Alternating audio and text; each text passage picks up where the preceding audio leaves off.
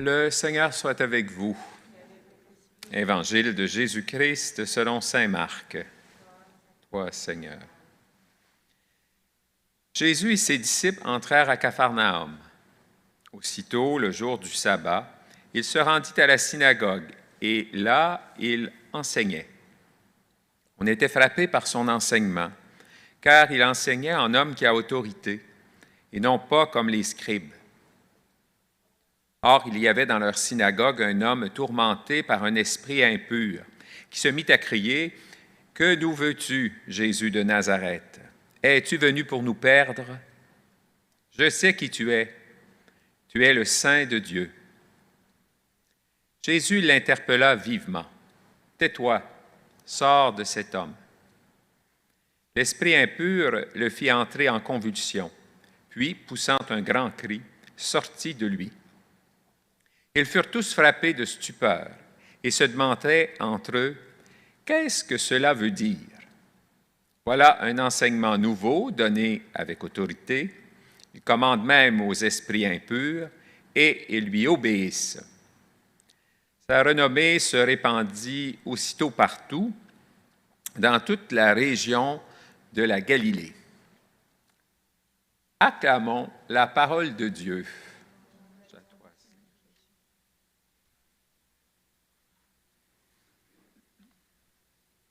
C'est bon de voir que Jésus allait à la synagogue. Il n'allait pas à la synagogue virtuellement. Il y allait en personne, en tout cas de ce qu'on dit ici. C'était normal. Tous les Juifs, le samedi, allaient à la synagogue. Et ce n'était pas exceptionnel que l'un de ces Juifs prenne la parole et commente la parole de Dieu. On est surpris parce que Jésus ne la commente pas comme les autres. Les autres, ils répètent toujours la même affaire. Des fois, il y en a qui disent ça de la prédication des prêtres catholiques. On répète toujours la même affaire, puis on paraphrase l'Évangile. On vous répète ce qu'on vient d'entendre dans l'Évangile. Bon, alors, toujours la même affaire. On est habitué d'entendre un peu toujours le même sermon à la synagogue. Et là, Jésus, lui, parle et c'est différent. C'est bon, ça fait du bien, c'est quelque chose de neuf. Et au fond, ça reprend un peu le Deutéronome qui disait, c'est Moïse qui disait que le prophète qui va venir ne sera pas n'importe quel prophète. Et il y a des fois des faux prophètes. Et ceux-là, ils disent qu'ils parlent de la part de Dieu, puis ce n'est pas ça du tout. Mais il y a les vrais prophètes et il y a le grand prophète. Celui qui vient au nom de Dieu, et pour nous les chrétiens, les chrétiennes, celui qui est Dieu, le Fils du Père, Jésus de Nazareth, qui nous annonce la bonne nouvelle du salut. C'est intéressant pour nous parce que est-ce qu'on entend la parole de Jésus comme on entend les autres affaires de notre vie? Parce qu'aujourd'hui, tout est relatif. Daniel Berniquet dit quelque chose, un autre dit d'autres choses, puis, bof, on prend ça avec un grain de sel. Puis on se dit, ben oui, mais, bon. Mais la parole de Jésus, vous, moi, est-ce qu'on prend ça comme ça? Ou est-ce que vraiment on l'accueille comme une parole qui est une parole de vie? Une parole qui apporte la lumière à nos vies, la parole de Dieu, finalement. C'est intéressant parce que certainement que vous et moi, on a à se questionner. Et on est toujours un peu tenté, plus ou moins, de prendre les affaires dans l'Évangile qui font notre affaire, qu'on se dit, bien ça me fait du bien. Voilà. Puis les choses qui nous dérangent un peu, bien, on en parlera une autre fois, tu sais. Alors, il y a comme une invitation. On a célébré dimanche dernier le dimanche de la parole de Dieu, puis aujourd'hui, d'une certaine manière, ça revient. Jésus a été envoyé pour annoncer la bonne nouvelle du salut.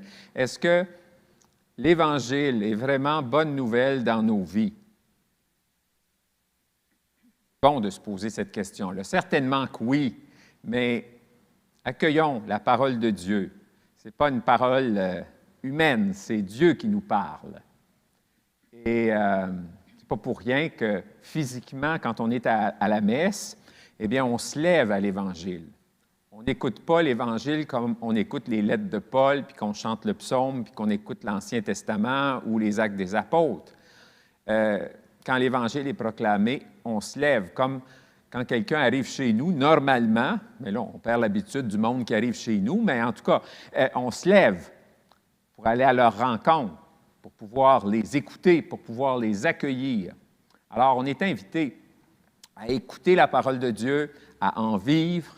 Il y a quelque chose de cela dans la parole de Dieu de ce dimanche. Puis il ne faut pas être surpris que le psaume nous a fait prier, hein? « Aujourd'hui, ne fermez pas votre cœur, mais écoutez la voix du Seigneur. » Écoutez la voix du Seigneur. Qu'est-ce que ça veut dire pour vous, pour moi? C'est intéressant parce que Jésus aussi, il ne fait pas juste parler, il agit. Et c'est ce qu'on voit avec l'homme avec l'esprit impur. Jésus, ses paroles, l'annonce de l'Évangile est accompagnée de gestes. Alors, ça nous dit quelque chose à nous autres aussi, les chrétiens et les chrétiennes. Il faut que les bottines suivent les babines. Hein? Je vous ai déjà dit que moi, j'aimais beaucoup me rappeler ça. Et d'ailleurs, dans ma voiture, j'ai 2 petites bottines là, sur mon rétroviseur pour me le rappeler chaque fois. Que c'est bien beau d'annoncer l'Évangile, c'est bien beau d'être prêtre puis d'aller porter la bonne nouvelle du salut, mais il faut que ce soit concret dans ma vie. Il faut que ça se réalise dans ma vie le plus possible. C'est pas toujours, c'est facile à dire, c'est plus facile à dire qu'à réaliser, mais il ne faut pas oublier ça. Et Jésus est l'exemple pour nous. Jésus ne fait pas juste parler, il agit. Et les gens sont touchés, bien sûr, par ce qu'il a dit dans l'Évangile d'aujourd'hui, mais ils sont touchés aussi par le geste qu'il a posé.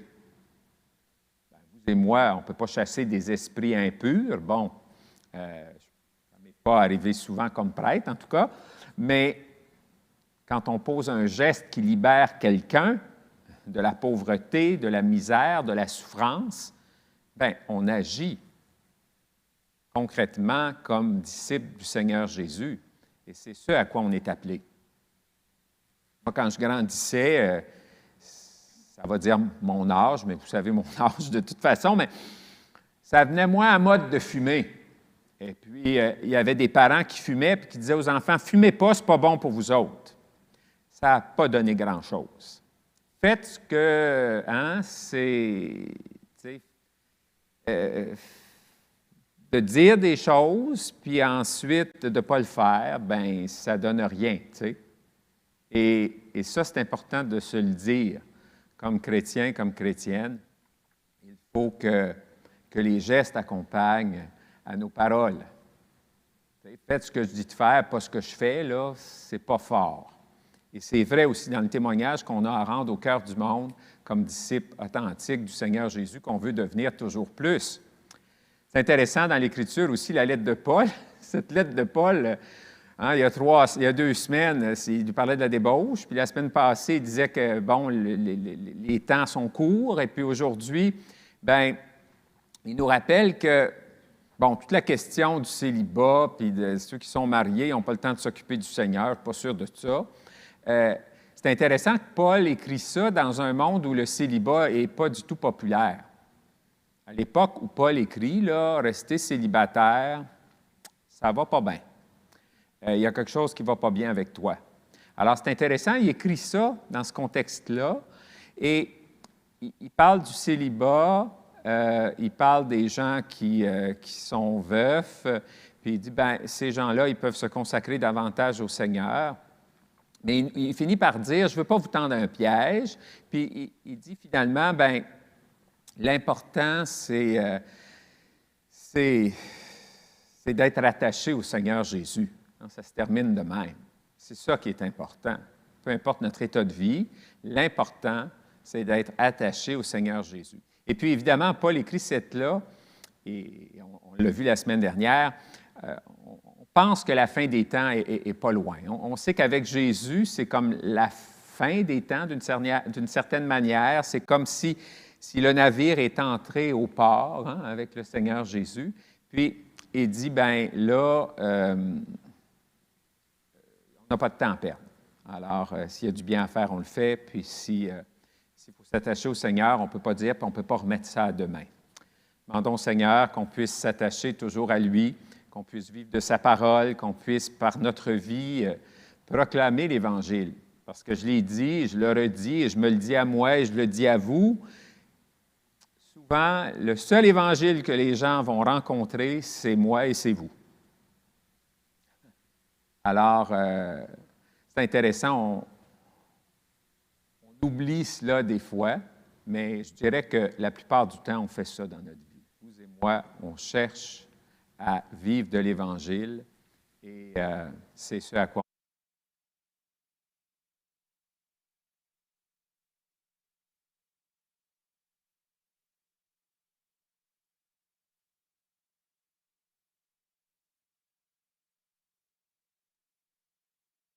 faire tout ce que nous pouvons pour être des disciples authentiques du Seigneur Jésus.